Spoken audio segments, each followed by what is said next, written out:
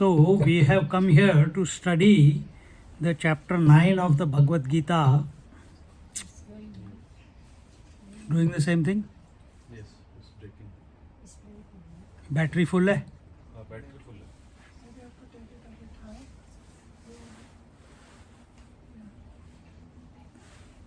And before we begin the chapter 9, इसको बंद करो यार, सर दर्द दिया जाएगा.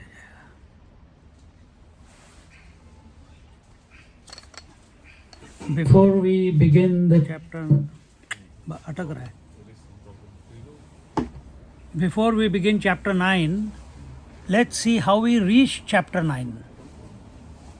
How we reach chapter 9. We see that Bhagavad Gita began with the identity crisis of a person who was a very successful person in his life, and that success went into his head. And as a result of that success getting into his head, he was overconfident. And that overconfidence brought about a crisis. And whenever a crisis comes in our life, we should not think that it is bad. Crisis is always another door opening into greater things. Provided we are having faith, having love in the Lord, then it is opening up more opportunities or more solutions. So here Arjuna is very good friend of Sri Krishna. Krishna is his charioteer, and Arjuna has gone into crisis in spite of having never lost a war. I told you he is very successful, and here is his the most important event in his life, and the fight is no longer for himself or for his family, it is for the dharma, and yet he loses the plot, and he is then guided, and he tells Krishna, Ananyas chintayanto mam ye jana, no, what is, no, not this one. कार्पण्य दोषोपहत स्वभावः पृच्छामि त्वां धर्म सम्मूढचेताः यश्रेयस्यात् निश्चितं ब्रूहि तन्मे निःश्रेयस्शिष्यस्तेऽहं शाधि मां त्वां प्रपन्नम्.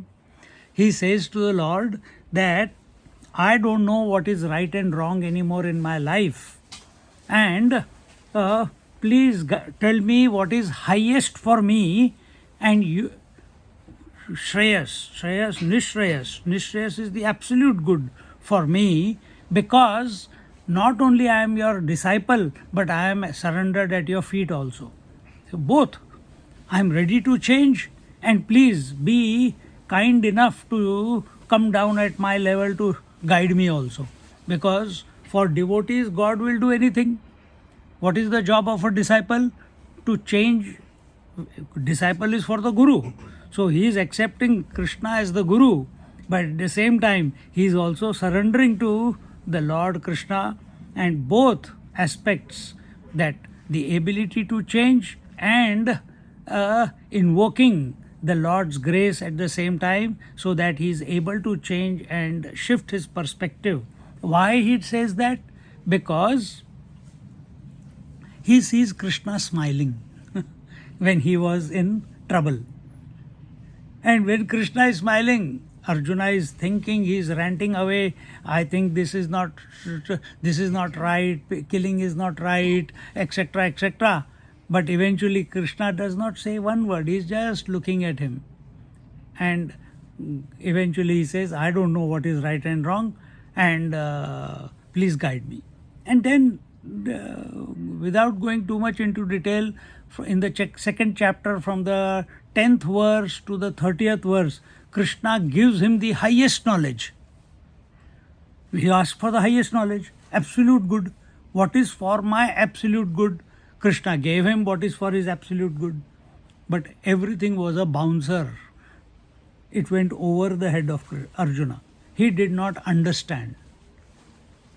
And after 31st or 32nd verse, he says, he says, what was that? Krishna was telling him about Atma, and Atma is that which cannot be burned, which cannot die, etc., etc. But he did not understand because he is a karmat. He is a doer.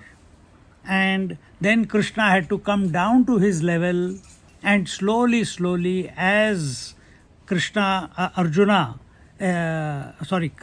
comes down to the level of Arjuna and starts communicating to him. That is the beauty of a master, that he comes down to the level of the student. It doesn't, and pull him again. It took him 18 chapters. But what is 18 chapters in a lifespan? Nothing. 3 hours. On a battlefield, was it 3 hours? Maybe not, we don't know. Krishna can do anything. He can stop the time so that Arjuna gets the benefit of this knowledge. So, just an overview of the journey of a seeker from 2nd to 3rd to 4th to 5th till 9th chapter. 2nd chapter, if we say Arjuna, he is so karma oriented, and we know the first 5 chapters are karma oriented, isn't it? First till 5th. Karma sannyas is also part of that only. Then comes the meditation. Then begins the bhakti yoga. Then 13th onward begins the jnana yoga. So here, how should we mold ourselves in order to come face to face with the Lord, or come to surrender to the Lord? Because when we are so doership oriented, we miss the point that there is some higher power. Because everything Arjuna has done, I have done it, I have achieved it, I have not got defeated any war. All the 5 out of the 5 Pandavas, all the Pandavas are dependent on him. If Arjuna is there, we can do anything. If Arjuna is not there, the strength becomes less. So that arrogance is there. So how do we give up this sense of doership so that we come to see that the play of the divine is coming, is taking place all the time? And Krishna cannot tell him from the 2nd chapter itself that it is I am who is doing it. So he does not bring himself in the picture till the 7th chapter. So in the 2nd chapter, what does he say to Arjuna? That you perform your actions, but leave the result. Karmanyeva adhikaraste mahaphaleshu kadachana. So what is that? That if you want to perform actions, till now you have performed actions for yourself. You have performed actions with some desire. So now you perform actions for but don't expect any result. See, this is why we should perform that way. That is the question. Why we should perform actions without expecting any results? Why? To be at peace. Peace, but how? That word, one word, peace. But how does it come about? Very simply, the mind functions only in past and future. All the thoughts that you are having in your mind are only about past, or they are about future. You cannot do anything about the past. You have to deal with the present, whatever is coming. But future has not become the present yet. So here it is telling, and all the fruits, all the results are about the future. So if we just put it just to simplify, we put that all thoughts in our mind, 50% are of past, 50% are future. And that has, because of our identification with these thoughts, we have become an individual. No thoughts, no individual. Many thoughts, strong individuality. So now here the teacher is telling Arjuna that don't think about the future results, and as a result what will happen? The thoughts, the anxiety, all that what happened to Arjuna in the first chapter was anxiety, thinking about the possible results. Nothing has happened yet. So he says, stop worrying about the future. What happens when you stop worrying about the future? Now 50% thoughts in your mind have reduced, or they are reducing. As a result, what happens when the thoughts have reduced in your mind? Your mind expands. And as your mind expands, the power of the mind increases. The potential in the mind increases. Then with that power and that potential, we start dealing with the past. Maybe pranayam, maybe yoga, maybe pratyahara, dharana, dhyan, samadhi, maybe. But that will be addressed in the future chapters. So he says, do that.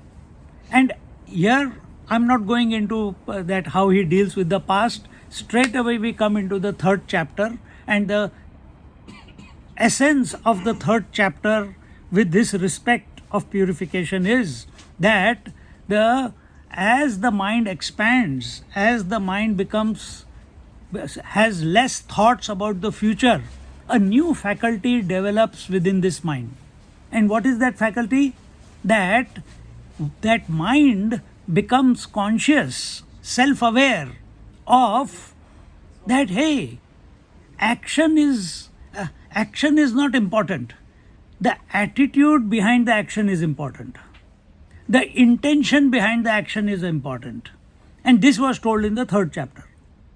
So now, suddenly, you are not worried about, am I doing it correctly or am I doing it wrongly? Am I doing it perfectly? But instead, your intention. Just like a knife is wielded by a murderer also and a doctor also. Intention is different. Both cut. One cuts to heal and one cuts to kill. So intention. Third chapter tells you about the intention. So now Arjun, what is his intention? Why was he having a breakdown? Because his intention was not correct. He had lost the plot. That's why. Then when now what is happening? Our mind is refining. It is becoming refined. And from dropping the thoughts of the future to becoming aware of the intentions. So now I'm not worried about what the speech is saying, what my body is acting as, but I'm careful what my attitude and my intention is towards whatever action is being performed.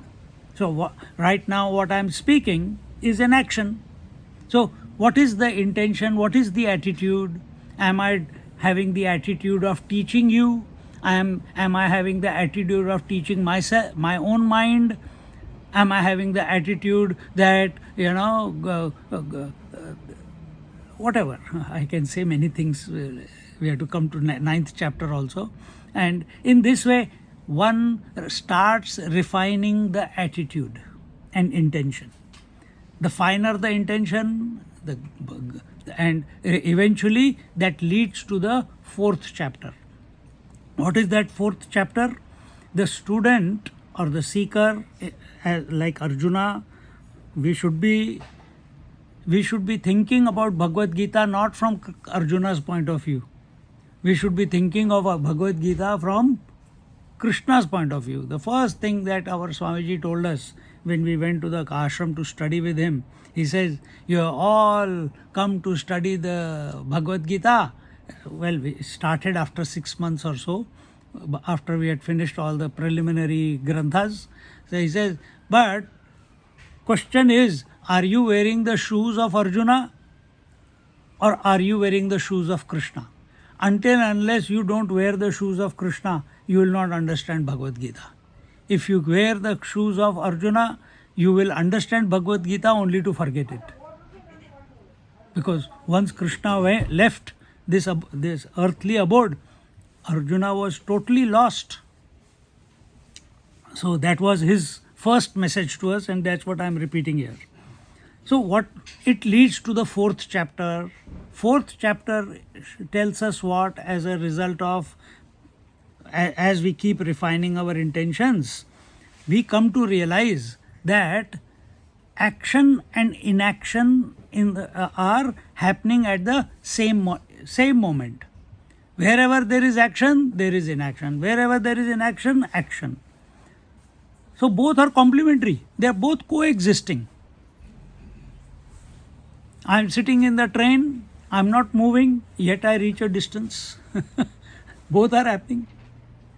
And once this realization takes place in a student, in a seeker, that, hey, till now I was concerned about activity. I was concerned about I have to do this, I have to do that, I have to achieve this, I have to achieve that. Suddenly, everything, the penny drops for this student. When he realizes action and inaction both are coexisting. They are happening. Both are happening. Even if he is not having any intention, still activity is happening. The breath is going in, breath is going out. The thoughts are coming, the thoughts are going. And when he realizes this, he comes to the fifth chapter, Karma Sannyasa Yoga, that he is no longer interested in the doing, into achieving. Now he is concerned, what is that because of which this activity is propelled? I can see this activity is going on. I am not the doer of activity. See, I don't know where, to someone here or somewhere else. What is the difference between karma and activity? We do karma, isn't it? And we do kriya. So what is the difference between activity and action? Kriya is called activity, karma is called action. I am asking you, what is the difference between the two?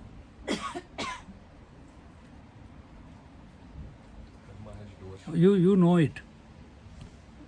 Karma, okay. Karma is kriya associated with doership is called as karma.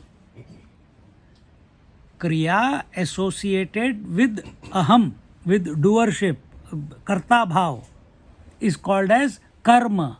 Karma also gives results and kriya also gives results. That is the consequence of every action. But karma phala is binding, kriya phala is non-binding. So now what has happened from second, third, fourth till fifth chapter? The seeker has karma sannyas kar liya. He has renounced the karma, that I am not doing the karma. It is happening. That is his realization. Now what will happen as a result of it? No karma phala. Everything stops. No more accumulation of impressions. Now, when that happens, automatically an inward pull comes. Then question is, what is this? What is this which is making, what is that which is behind, in the presence of which this activity is coming and going? And he starts going into the Dhyana Yoga. And then the whole chapter is given. Once Arjuna or the seeker, he realizes that, I am that. There it was told, Uddharet Atmana Atmanam Natmanam Avasadayet. So there it was not told, raise yourself by yoga, raise yourself by pranayam, raise yourself by pratyahar, raise yourself by dharana, dhyan, samadhi. Nowhere it was told, raise yourself by doing puja, raise yourself by doing japa. No support. You were not, Krishna asks him that you want to now explore, what is that? Drop all the support. Then what is the support? My mind is used to a support. The only support is the self. In the presence of whom the activity and inactivity was taking place. You were still there? Yes, I was still there. Were you doing the activity? I was not doing the activity. Keep contemplating on that one, the non-doer, and raise yourself. Uddharet atmanatmanam natmanam ava sadhayet. So raise yourself by yourself, in yourself, for yourself. Then the question comes, once this is where many yogis come to this point and stop. They don't go further. Many places when we say neti neti, according to Shankaracharya, yesterday this topic came, we went further, we didn't stop there. But neti neti, I am only this, I am only this. I am not the world, I am not the body, I am not the breath, I am not the mind, I am not the intellect, I am not the I thought, I am not the unmanifest, I am that which is the presence in spite of all this. Come to that. That will, as this inward pull takes place, just like the inward pull for the sleep takes place every night, the inward pull for meditation also takes place. If you are not engaged in doing anything, this natural disposition to abide in yourself will come. This natural going inwards, then who am I? This will come.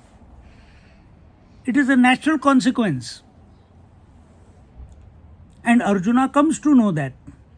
But the question comes, when he comes out of that, he realizes that the world is still there. There was an experience of unity on the seat of meditation, but when he comes out, there is still multiplicity. And a natural, if we have not done it out of force, if we have not done it out of struggle, if we have not abided because of drugs or drinks, if we have properly inquired and gone into meditation, uddharet atmanatmanam, then the natural consequence after a few times of meditation or first meditation also will be the joy, the bliss that I was experiencing on the seat of meditation, why I am not experiencing that in the outside world? How can I duplicate my disposition in the meditation while I am moving around in the world? Is there a way? Is there a way? Thus begins the 7th chapter. Now, Bhagwan straight away throws a bombshell on Arjuna. First time he says, this whole universe is because of me. What? You? Who? What is going on? I thought you are my friend. I thought I sleep on the same bed with you. I eat food from the same plate from you. What did you say? The whole world is because of you. He says, yes, I gave this knowledge to the Lord's Son first. And then that story, he introduces the divinity of himself to Arjuna in that 7th chapter. See? And Arjuna is flabbergasted. He says, wow, is it? But as anyone else, he knows Krishna is someone great. If you think of other times, he knows he is great, but he had never come to realize. See, this is what we do. Many people badmouth Mahatmas because they see only a human being. They are seeing only a form.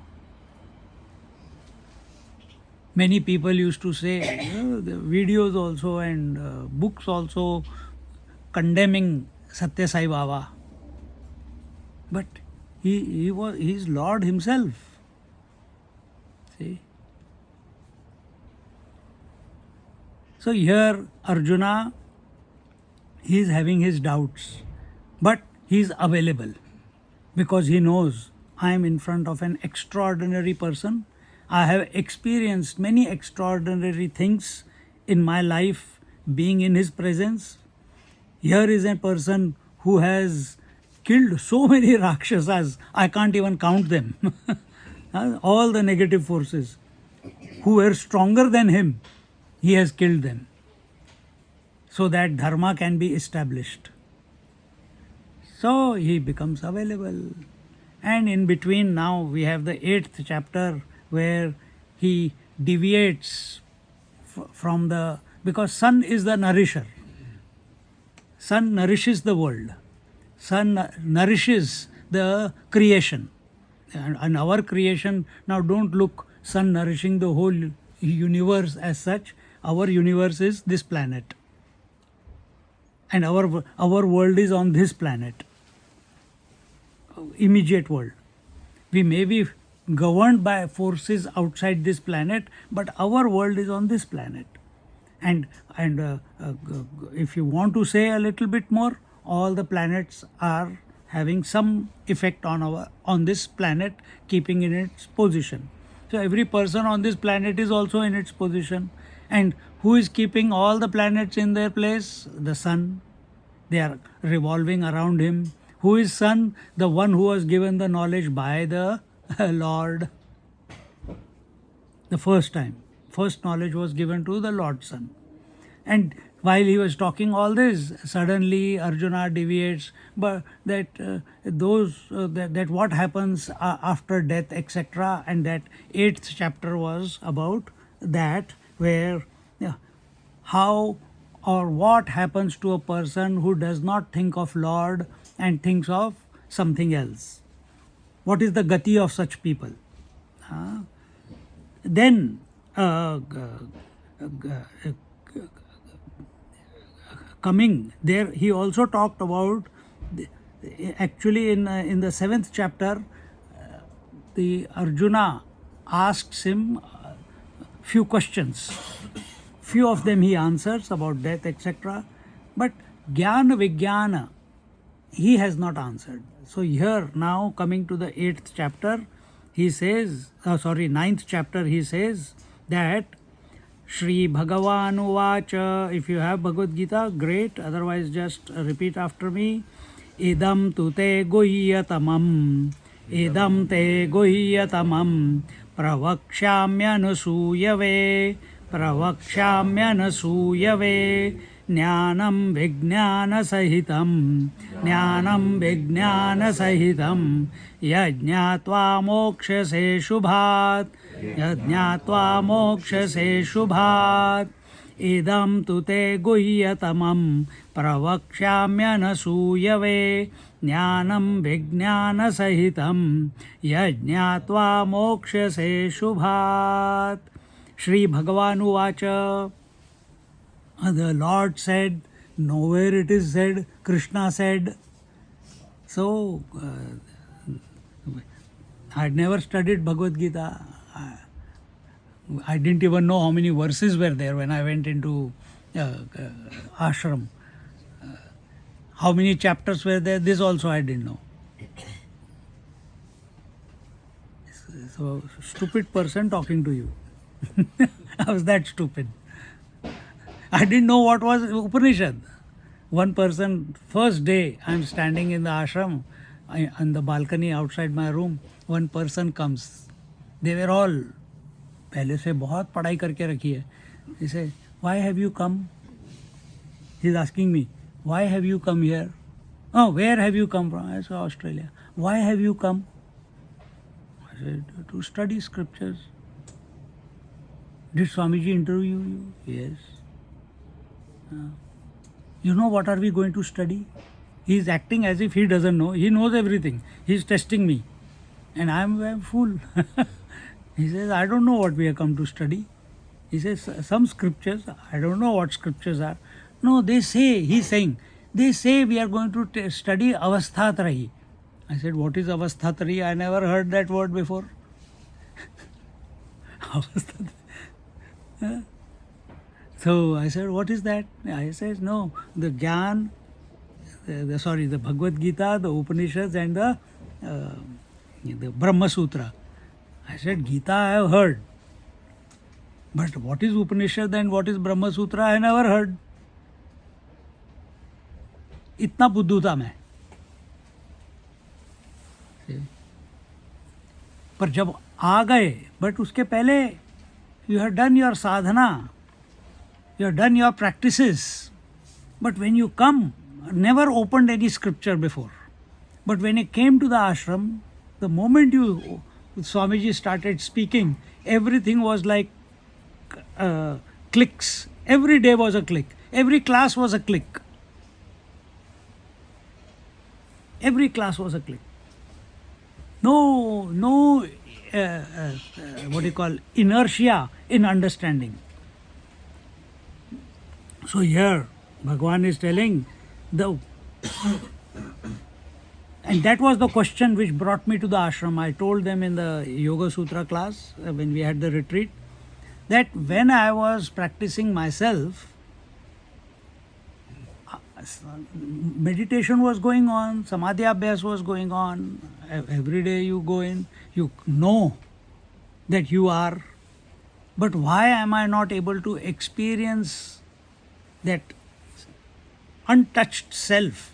Why am I not able to access that when I am out there in the world?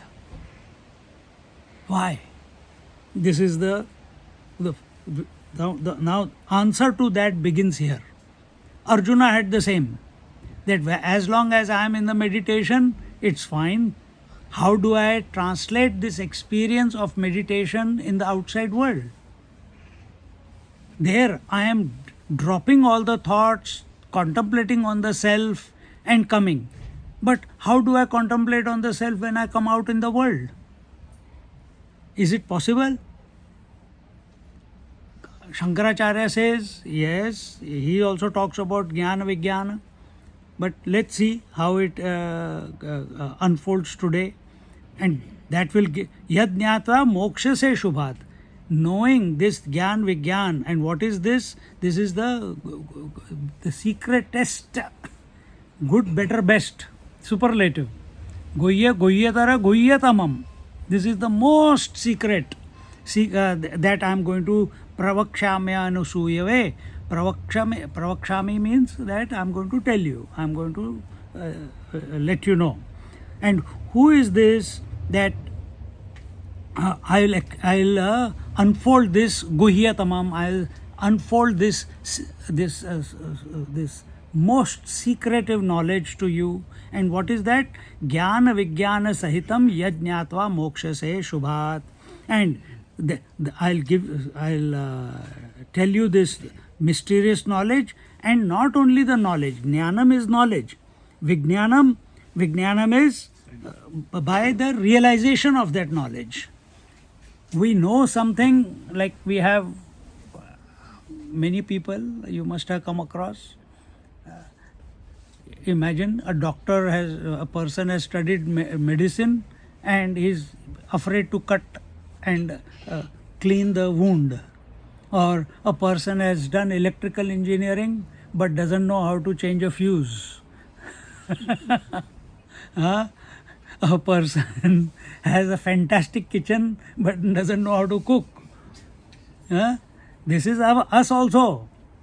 This is like us. So we have the knowledge of everything because we are listening to lectures every day. We are attending satsang every time, wherever there is opportunity.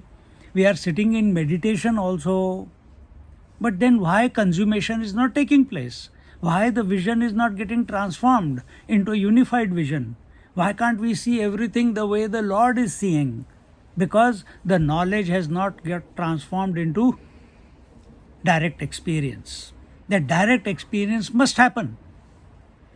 Mere collection of data is not, or mere engagement in activity is not going to bring about that transformation of vision.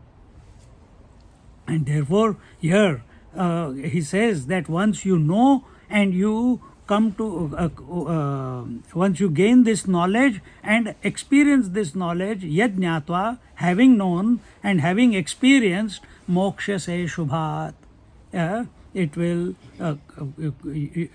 one is said to have gained the moksha. And and what is this moksha?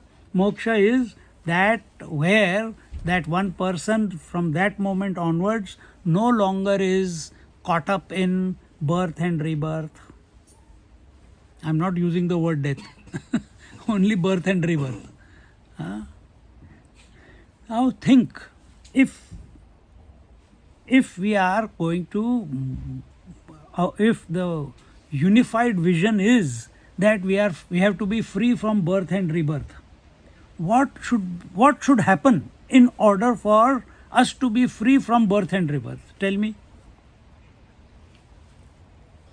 To be free from birth and rebirth, what should happen? What things have to happen in order for that to present itself? Living in presence, Living in, present moment.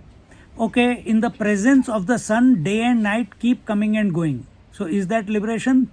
No, I mean to Okay. say like no past or future thoughts, just strictly living the present. Can you stop past and future from coming? Have you experienced any moment where you have been free from past and future? So, answer is correct. But what is your reality? You tell that. What is your experience? Yes, someone said. I said when you're meditating, When you are meditating, what is happening? there is no past or future, you're just there. Okay. What happens when you come out of meditation? You come back. Again the wife comes, the house comes, the bills come, the block drain comes, everything comes. So that is not enough. That already, what you just now said was already done in chapter 6. What extra, what should be your attitude of your mind? In how the mind should be thinking in order to have a homogeneous vision of divinity everywhere, so that individual soul is free of birth and rebirth. No thoughts. Pardon me? No thoughts. That is a very wishful thinking. Nobody has come who is without thoughts. You can temporarily have no thoughts. Don't attach to them. Aye? Don't attach. Good. Don't attach to them. True. So here the Lord is saying that Jnana Vijnana Yoga, Jnana is the knowledge of everything that is there. And what is that there everywhere? Suppose it is the knowledge of the Lord also. So, knowledge of the Lord, the sadhanas of the Lord, the practices of coming to the Lord, do karma yoga or bhakti yoga or jnana yoga, all this comes under the purview of jnana. All this comes under the purview of jnana, knowledge. And that everything is in the whole. So here, by the time we have come to the 9th chapter, the principle of God has already been introduced to Arjuna and us, through Arjuna to us. Till 6th chapter there was no God. 7th chapter God was introduced, 8th chapter he was there, 9th chapter, now we are in 9th chapter. So he is saying that many people think that the God is in this world, the world is in the God. So when you knowledge, we are talking about knowledge. So God is in the temple, God is in the Kailash, God is in all the Jyotirlingas. And you keep adding, and for that matter you will see God is in everything. But the thought is God is in the world. That means God was not God is separate from the world, but is expressing through the world. World is separate from the Lord. God is not in me, but if I meditate, if I realize, if I practice, do certain practices, then I'll come to realize God. This is what we are all caught up in, isn't it? We are listening to the satsangs every day. This thought is coming for last since I came to London. What? In Marathi they say कळतंय पण वळत नाही. Means I understand everything, but it's not the consummation is not taking place. Why? So after so much study, after so much understanding, after so much knowledge, that the world is in the world, the Lord is in the world, and the world is in the Lord. In the Lord means you can take him out, or he can be missing. Instead, we have to shift the attention to that, to this thinking that everything is Lord alone. Past, present, future. Inside, outside. All the directions. Every being. Inert and conscious. Sentient and insentient. Everything is nothing but Lord. This is Vigyan. Transforming our vision from collecting knowledge, understanding everything, to having this disposition, having this vision that everything is God. Then what will happen if everything is God? If you are God, then what will I do? I'll behave with you properly. I'll serve you. Isn't it? I will not judge you. Then there will be no distinctions in my vision towards everything. Isn't it? But if, no, he is doing, this is how we compare. Oh, this person is getting up at 4:30, very spiritual. This person studying, going to so many satsangs, very spiritual. I think they must be very spiritual, That person does 108 rounds of the temple every day, and then it becomes a topic. That person has by-hearted the whole Bhagavad Gita. Must be very spiritual, Baba. I cannot do it. All these criteria are null and void in God realization. It only increases ego. All tapasya, we did that Swarupa Anusandhanam. The first word was tapa. Tapasya only increases ego. So don't do tapasya. We want to transform our vision. And that who can transform the vision for us? Can we transform the vision? Can we transform the vision? We can't. We are incapable. We can't even make ourselves become hungry. Hunger has to happen. We can't even make ourselves cough. Yesterday, after the class, so many sneezes were coming one after the other. And suddenly it stopped. And the feeling of sneezing is there. But nothing is coming out. We can't even do that. And we are going to invoke the divinity within us. And we can't even invoke a sneeze. Think outside the box. Recognize that you are incapable. Until unless you don't get to that point of shithilta, that I don't know, karpanya dosho pahata svabhava, that kripanata, that I don't know what to do anymore. But you have to come to that point. So you put efforts to come to that point. But here Lord in this chapter is saying, recognize, all you have to do is understand that nothing in this world is happening because of you. The creation did not come because of you. You were not born because of you. You did not grow because of you. Hunger, thirst, the bladder pressure, growing of hair, growing of mustache, growing of beard, waking, dream, sleep, nothing is happening because of you. Everything is happening. You are not invoking it. So who is that power? What is that power? And when we start thinking about that power, here the power is, Lord is saying, I am that power. You think about me. Afterwards, in one of the verses, it will come, Ananyas chintayanto mam ye jana paryupasate tesham yukta tesham nityabhiyuktanam yogakshemam vahamyaham. Ananyas chintayanto mam. We'll address that when we get there. So here he is saying that everything is me, nothing is happening because of you. Nothing is happening in this creation outside of me. See, normally what happens, you put a seed, a tree comes out. The roots come, the shoots come, the branches come, the flowers come, the fruits come.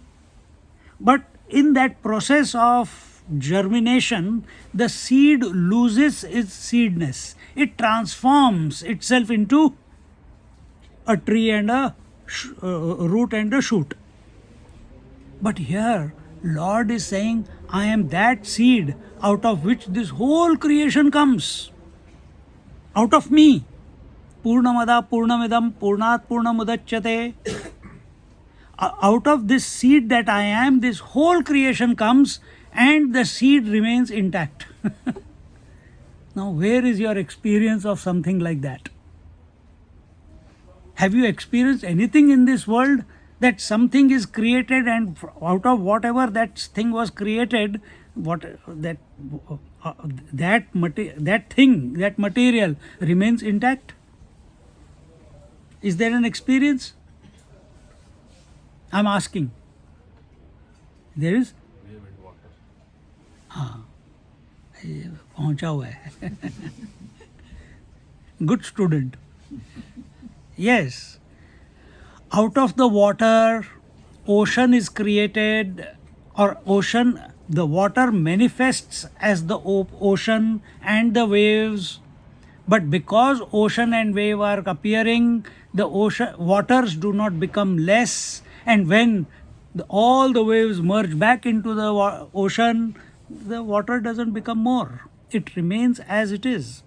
Because the water is getting evaporated and going and becoming clouds, ocean doesn't become less.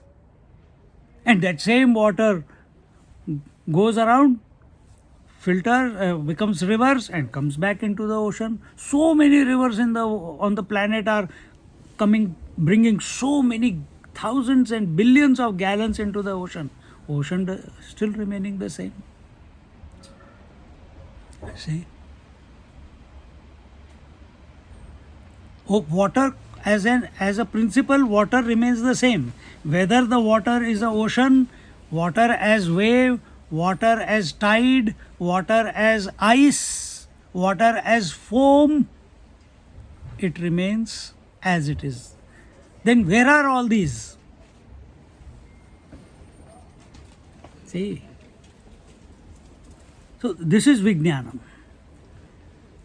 So either if you take Shankaracharya, we will think two ways. One is that I will not put my attention on the wave. I am not going to put attention on the ocean. I will put attention on the water. I will not put attention on the world, body, breath, mind, intellect. I will put attention on the self. But here we are not into realizing the self. Here we are because we want to expand our vision. We want a homogeneous vision of divinity, everything and everywhere, inside, outside. And for that, the only way is to realize that everything is Lord and Lord alone. Lord alone is the wave, Lord alone is the ocean, Lord alone is the movement in the ocean, Lord alone is the ice, Lord alone is the or ocean alone or the water alone in that sense. So same way, everything, the past, present, future, the five elements, all the gods, this was told in the previous chapter, 7th chapter. Everything is nothing but that one who is appearing as many. Just as the gold is one, but the ornaments are many. Gold has not become less because ornament has come about, and gold has not become more because the ornament has melted. Now apply on yourself. Apply on yourself.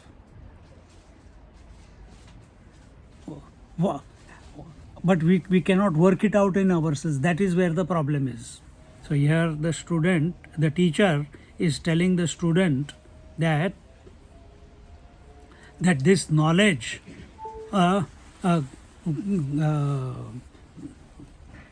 if it is pursued, whether you do karma yoga, whether you do bhakti, jnana yoga or bhakti yoga, if you don't do it with devotion, if you don't do it with faith, it becomes a mere act. And as long as so these are the unfaithful, without any shraddha. When you are doing, such people, they remain in the mortal world. This is called jnana. So such people only pursue the going to heaven, going to higher lokas. They want to go to Brahma lok or Gandharva lok or Swarga lok, etc., etc. So they're following dharma. For them, dharma is I have to do my duties. For them, dharma is I have to go to heaven. For them, dharma is I have to get to Satyalok or Brahmalok. So then that here it is, and when that faith in that which is coming and going, if you have faith in that which is coming and going, now who is coming and going?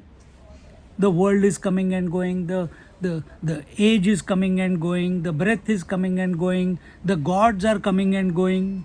Oh, gods are coming and going. Yeah, read the Puranas. Take Brahmaji, he also comes and goes. Every year, every 1,000 years, where does he go? Goes back to his boss, Narayana. Back into the flower, into the stalk, and merges into the Narayana. And when the Lord wants, when another 1,000 years pass, then he makes him come out again, and the whole world, according to its destiny or whatever your karmas you have done, again you find yourself manifesting. But because Brahma, all the 14 lokas, all the gods, all the asuras, all the human beings, all the animals, everything in this creation, because it has come out, has the Lord become less? No. Because it has gone back into the Lord, has the Lord become complete? No. He is Purna. He is Purna. So keeping our attention on that complete, on the completeness of that divinity, that everything in here in this creation. See, when Ramakrishna, yesterday I was telling Ramakrishna Paramahans, when the mother goddess took over his mind. He was a pujari. He was supposed to do puja. But he couldn't complete his puja because wherever he goes, he sees the goddess. So he goes to pluck the flowers to do the archana. As he's going there, he's seeing the goddess dancing on each petal. And he goes into samadhi there with eyes open. He goes to the Gangaji to fill up the water for the Achmanam and all that. He looks at that Gangaji is none other than the Kali Mata. He sits there and forgets that he has to do something further to complete the puja. And what is our disposition? Shortcut. Gaadi pakadni hai. We never allow ourselves to get absorbed completely because there is no time. We are just running. We are caught up in activity and thinking that activity is important, that Shodashopchar puja karni hai, all these steps have to be done. If I touch this, oh papam, oh if I touch that, oh papam, if I touch this with right hand, left hand, oh papam. And in that only where the God is there. You are only thinking of papam. Therefore, kayana vacha manasa indriyarva buddhyatmanava prakrite savava. But in the end, you offer it to Narayana only. So why don't you think that everything is Narayana? Remember, we are in the 9th chapter. All those processes, the initial processes, they have happened in the first 6-7 chapters. of reorienting your mind, of purifying your mind. So here, so according to the Lord, those who have faith in Him and perform every activity remembering Him, for Him. In the second chapter, Bhagwan didn't say karmanyavadhikaraste, offer the actions to me. He did not say it there. But as you get into the devotional chapters, he says, perform the actions for my sake. Think for my sake. Breathe for my sake. In fact, it's not only that. I am the one who is making the breath happen. I am the one who is making the thoughts happen. I'm the one who is making everything happen out of myself. Now, how is that possible? You have to be with that.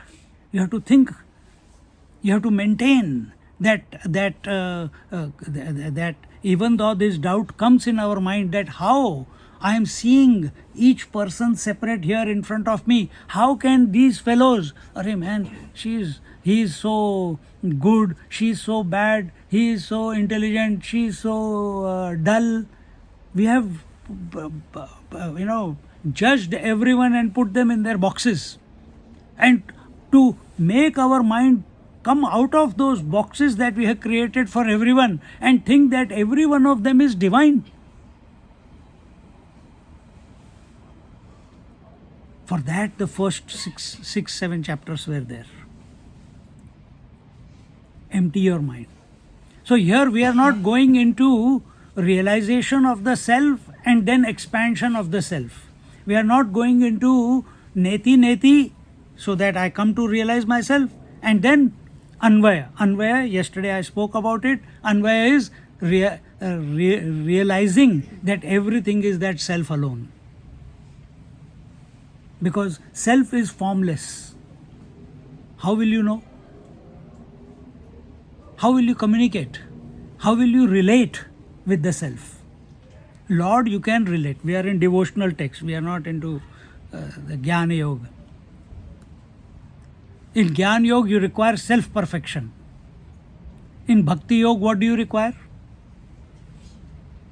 Only devotion. Bhakti, in Bhakti Marg, the goal and the path are the same. Lord's name or remembrance of the divinity. Having faith in the divinity is enough till the consummation takes place. And that consummation was that of Surdas, was that of Tulsidas, was that of Mirabai. So many saints have come and presented that once you give up everything in life and live for the sake of the Lord, remembering Him in and out with every breath, He will consume you. Look at the gopis, continuously living. They are with their families, they are with their children, they are with their, doing their chores. But their mind is ever intoxicated by the Lord. And I don't know, it was in last lecture or somewhere, that Uddhav came to teach gopis that, you are the self. And this self is everywhere. Self is without any form. And they said, Acha, yeah, we don't know what you are talking about. It must be true. You are Krishna's friend. You must be very intelligent. You look like him also. But we will, suddenly each gopi started, just like the bees are buzzing around, they started buzzing. Someone said, for me, Krishna is everything. Krishna is with form. For them, reality is Krishna. For them, self, the formless self is unheard of them. They don't know what it is. Get out. We don't understand. For them, Krishna is everything. and they see Krishna in the tree, see Krishna in the cows, they see Krishna in the inert mud pot which they are taking to fill the water, they are seeing Krishna in the butter, they are seeing Krishna in the churning of the buttermilk, they are seeing Krishna in the anklets, they are seeing Krishna in everything. Their vision has become Krishnamay. How must be that disposition? How must be that Mirabai's disposition? मेरे तो गिरिधर गोपाल दूसरा ना कोई. And she was so sure and having so much faith in the Lord that when the point came, she merged. She merged means he pulled her into him. No body was found. This is recorded. It's only happened few hundred years ago. We are talking about Jnana Vigyan. This is the most secret of the science, and the Lord says that this whole universe is pervaded by me, and it is pervaded by me in my unmanifest form in this universe, and there is nothing else apart from me. Your eyes are falling on the waves, but actually everything is water. Your eyes are falling on all these various forms, inert and sentient, but everything is nothing but that divine alone. And once you accept, then your interaction with everyone or everything as divinity will be different. When you go to a temple, how do you go? You go with you take shower your best, at your best, with the best clothes. So when you are interacting with anyone who is divine, everyone is divine, everything is divine, you will be at your best. What is being best mean? No judgment, no biasness, no putting them in a box, accepting everything as not as they are. We are still in individuality then. As divine. Then when everything is divine and everything is one, and that has to be of the nature of love, and when love is there, what do? In love, what happens? Sacrifice. So the devotee sacrifices for the Lord, and Lord sacrifices for the devotee. He is also in love with the devotee, and the devotee is also in love with the Lord. That is when the consummation. In this manner, here he says, those people who do not understand this unity of experience that I am, that I am all that there is. There's nothing. The names and forms are only imaginations on me. This is what Shankaracharya says. On the consciousness, names and forms are imaginations. They are mithya.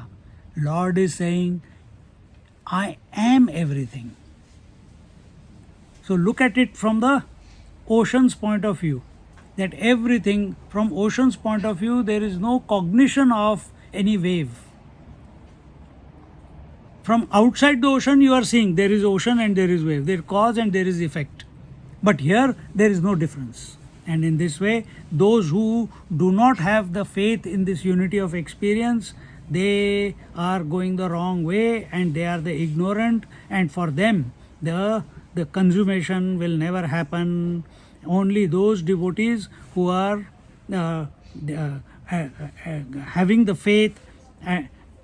In fact, here afterwards he will say that those people who are praying, not praying to me, but praying to others, they are going the wrong way. So many people, they want to, why do you do karma yoga? Why do you do havan? Why do you do havan? You want to go to heavens. All the rishis, if you read the Puranas, they used to do havan for what? For going to heaven. Invoke the power of Indra. Please him. If we don't please him, he will not give us rain. So where is our attention? cause and effect. Bhagwan is saying, I alone am everything. You pray to Indra, no problem, but see that I alone am there. So those who pray to lower things or lower beings, even if they are devatas, and forget me, they go into birth and rebirth. If you meditate upon me, if you contemplate on me, if you have faith in me, then there is no birth and rebirth. You become free from the cycle of reincarnation. And in this way, recognizing that I am the self is what was the first? Jnana Vijnana. Knowing the self is jnana. Knowing everything is God is Vijnana. So now, where are we sitting? In Gyan or Vigyan? Knowing the self is Gyan. Knowing God is everything. In spite of our experience. Having faith that God is everything. Then He will start revealing. He will start putting you in the right direction. Is Vijnana. निर्गुण उपासना कर सकते हो तुम. You can do निर्गुण उपासना. But Saguna, when we say this thought comes only in Kashmiri Shaivism. It is Ishvara Advayavad. In Ishvara Advayavad, the thought of neti is not taken at all. That I am not this, I am not this. No. Why? Because Ishwar is already knowing that he is Parabrahma Paramatma. Any doubts in this statement? Ishwar already knows that he is Parabrahma Paramatma.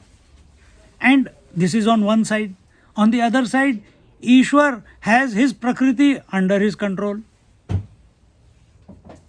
He is not in control, means not like a danda leke khada apni bibi ke samne.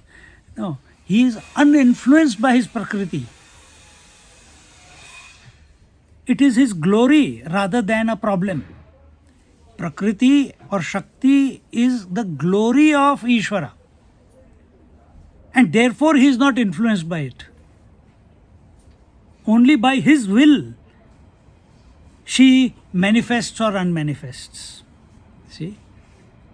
So here when we come to the devotion, in devotion that self consciousness, all this is put aside. Here you take that consciousness or total consciousness as the divine experience or God experience. And what is the disposition of the God? He is everything. He is the forms also and he is the formless also. He is the Sura also, he is the Asura also. God has to be both and beyond. Because he is not affected by the Devatas, nor he is affected by the Asuras. But both Devatas and Asuras cannot be without him. So that gentle wave is because of the ocean, and that tsunami is also because of the ocean. But that gentle wave and destructive tsunami cannot affect the ocean. Ocean continues to be ocean. Recognize this. That Lord who is indestructible, who is all pervasive, is pervading through you also, because you are also part of this creation. You are not separate from this creation. Thinking in this manner again and again and again will transform our vision. Then Lord Krishna, what's the time already? Om Purnamada Purnamidam Purnat Purnamudachyate Purnasya Purnamadaya Purnamevavashishyate. Om Shanti Shanti Shanti. Harihi Om. Shri Gurubhyo Namaha. Harihi Om. Just sit quietly for a moment.